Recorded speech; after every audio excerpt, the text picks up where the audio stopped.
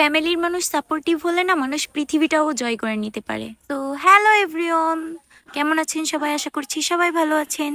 তো সকালে উঠেই আমি আর আমার ভাতিজি অনেক বেশি দুষ্টামি করতেছিলাম। মানে আমি বাসায় আসলে এক প্রকার ওদের সাথে বাচ্চাই হয়ে যাই। আর এখানে আমরা এই ঘরটাই থাকি না। আমার খালামণি চালের উপরে উঠে গেছে উপরটা ক্লিন করার জন্য, এখানে অনেক পাতা পড়ছিল।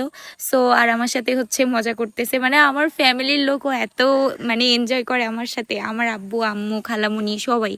সো ফ্যামিলির লোক সাপোর্ট করলে না সব কিছুতে এনজয় করলে আসলে তার লাইফে দুঃখ বলতে কিছু থাকে না।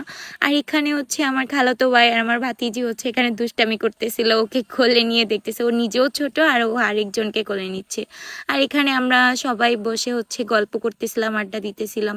মানে বাসায় আসলে এক প্রকার অন্যরকম শান্তি কাজ করে। তারপর আমরা বিকালে একটু ছাদে গিয়েছিলাম। আর এইখানের ভিউটা অস্থির ভাই। আমাদের ছাদে গেলে আমার এত ভালো লাগে, কারণ আমাদের এই পাশটা পুরো একটা মাঠের মতো হয়ে গেছে। এই পাশটায় আমরা অনেক গাছ ছিল আগে কেটে ফেলছি। আর এখানে অনেক ভালো লাগে আমার কাছে, কেন জানি না, ছাদটা অনেক ভালো লাগে। আর এই যে আমার খালাতো ভাইকে এখানে মেয়েদের মতো চুল বেঁধে দিছিল, আর ও এখানে র্যাম্প ওয়াক করে দেখাচ্ছে। সো এটা আমরা সবাই মিলে এনজয় করতেছিলাম। আর ও এত দুষ্টামি করতেছিল। তারপর আমার আম্মু একটা মাছ নিয়ে আসছিল, সেটাই কাটতেছিল। সো আজকের ব্লগটা এই পর্যন্তই, টাটা।